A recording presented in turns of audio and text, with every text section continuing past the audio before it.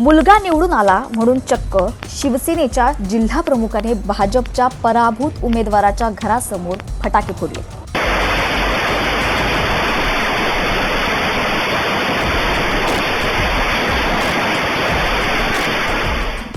ही घटना घडली आहे नांदेडमध्ये। शिवसेनेचे जिल्हा प्रमुख उमेश मुंडे यांचा मुलगा योगेश मुंडे नांदेडच्या प्रभाग क्रमांक 1 मधून निवडून आले।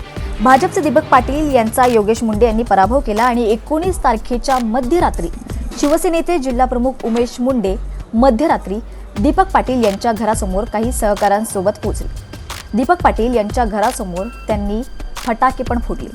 आज सर्व प्रकार सीसीटीव्ही कॅमेऱ्यामध्ये कैद झालाय। मुंडे यांनी फटाके फोडत जीवे मारण्याची देखील धमकी दिली आहे अशी तक्रार दीपक पाटील यांनी भाग्यनगर पोलीस ठाण्यात केली।